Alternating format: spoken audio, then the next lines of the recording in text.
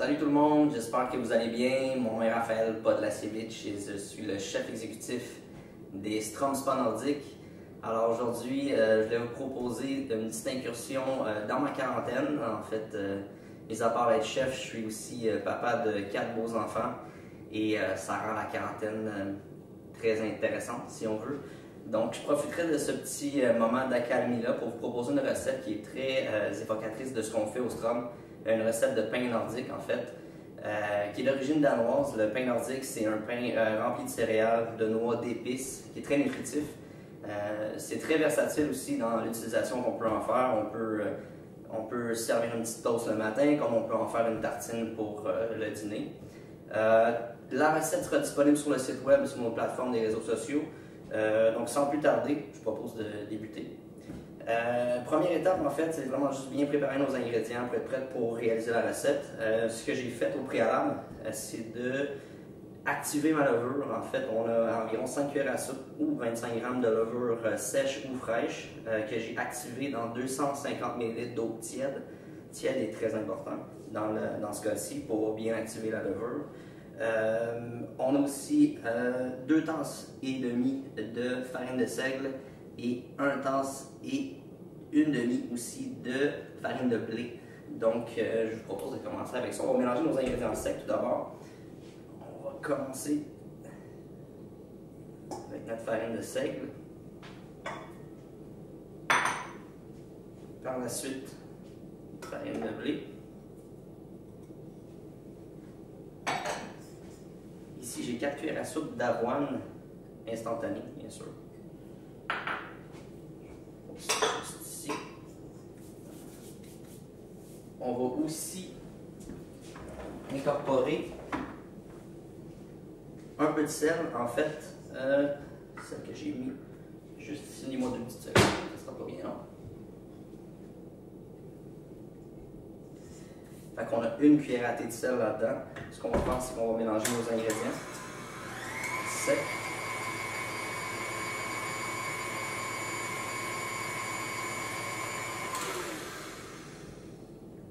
Je viens de soulever la préparation, je vais juste faire un puits au centre. Et je vais ajouter mon mélange d'eau et de levure. Et voilà. Après ça, on va venir pétrir environ 3 à 4 minutes. Tranquillement.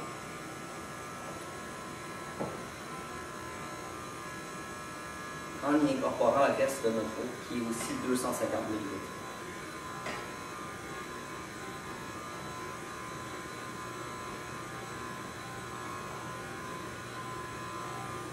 On va augmenter la cadence un petit peu.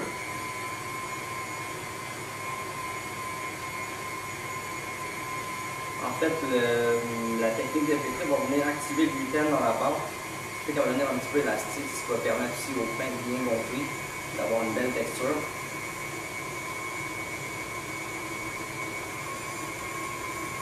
Donc après 2 à 3 minutes de pétrissage, on va venir ajouter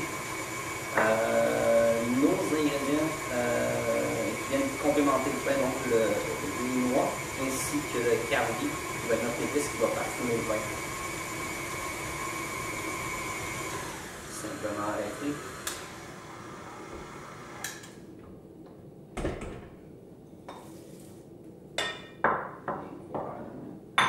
Donc ici, on a un mélange de noix de Grenoble et de noisettes, ainsi que, on a aussi des graines de citrouille rôties et des graines de tournesol. Pour les quantités, vous avez juste à consulter la recette sur le site web, ça va être un petit peu plus efficace. On va poursuivre le pétrissage, encore là, 3 à 4 minutes pour bien activer le gluten. Puis, soyez pas surpris, c'est une pâte qui est très mollasse. C'est pas une pâte à pain standard où on peut la pétrir à la main. La pâte va rester molle, c'est normal. Faites-vous en faire.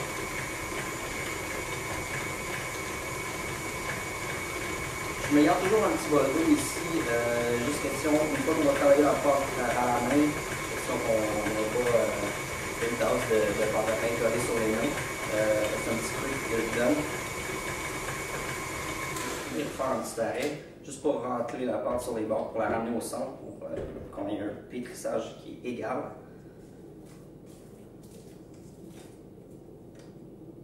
Pour ma part, j'utilise une maryse, mais on aurait pu aussi utiliser une corne qui est encore plus efficace. Malheureusement, j'ai pas ça ici à la maison. Donc, je vais poursuivre le pétrissage une autre petite minute. On peut aller faire un café ici. Aucun stress.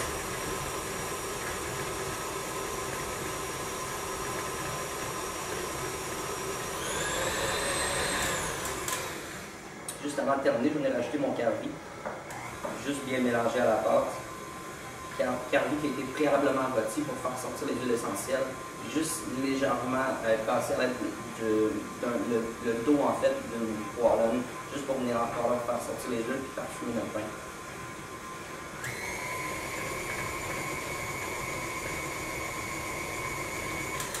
Et voilà, donc c'est aussi simple que ça. Vraiment, c'est une recette très simple. C'est un pain qui nécessite seulement qu'une poussée aussi, donc on n'a pas d'excuses. On n'a pas d'excuses. Très simple comme recette. Donc, une fois que tout est prêt, oh, je vois ici que j'ai oublié un ingrédient. J'y retourne. Un ingrédient super important en plus, en fait, qui est la mélasse. C'est ce qui va donner une belle coloration à notre pain aussi. Puis en fait, ce qui va équilibrer aussi les saveurs. La mélasse qui est une préparation qui a des notes de caramel amer. Puis ça va aussi bien colorer notre pain, ça va avoir un petit peu plus foncé. On va juste le mélanger.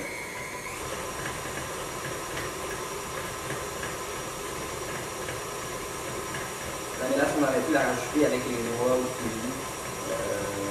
C'est vraiment, ça n'a pas vraiment d'importance ce point-là.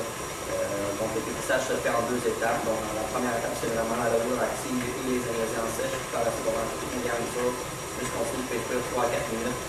Puis c'est tout, vraiment.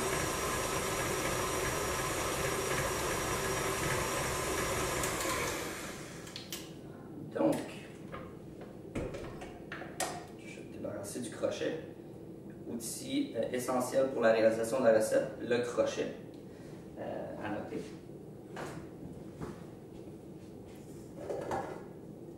Au préalable, on a chemisé un moule à pain. En fait, j'y ai juste simplement badigeonné un petit corps gras et j'ai coupé un papier parchemin simplement pour épouser la forme du moule à pain. Et en fait, c'est plus facile pour le démoulage. Donc, on peut aussi le faire juste en attendant le pétrissage. C'est quelque chose qui peut bien se faire en attendant. Donc, notre pâte à pain est prête. On va l'envoyer à pousser pour environ 45 minutes dans un four, un espace en fait qui est à l'abri de tout courant d'air. Idéalement, en fait pas idéalement, nécessairement il doit être chaud. Donc simplement le four avec votre lumière de four allumée, ça va faire amplement le travail. Je vais travailler la pâte légèrement. On voit que la pâte elle reste molle, mais aussi est élastique de par le gluten qui vient activer.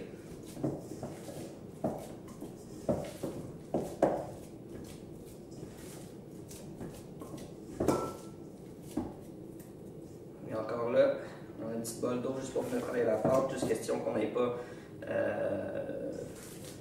plein de pâte à pain sur les doigts qui nous restent collés. Alors, je vais les remplir.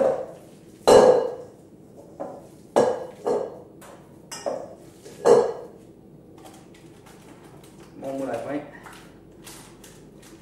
avec ma pâte à pain. Je vais juste la façonner un petit peu.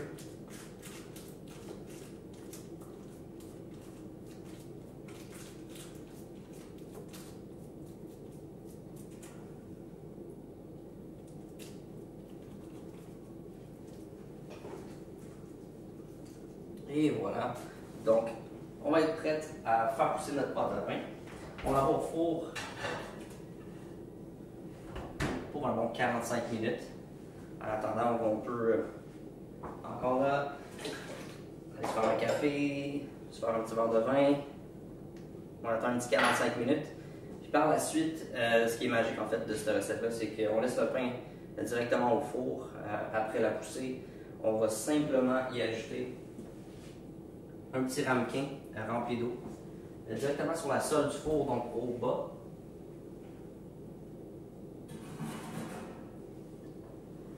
Et par la suite, on va venir simplement partir notre four à 375 et on va cuire notre pain 1 heure jusqu'à ce qu'il soit bien doré.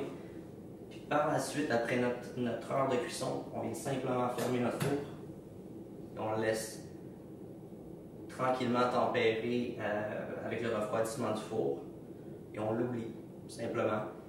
Puis par la suite, on va venir constater le fruit de notre travail, donc le pain.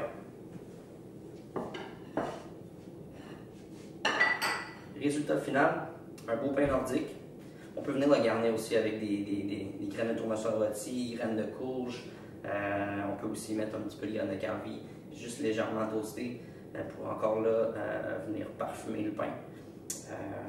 Et on va être prête à le déguster. Merci et bon appétit.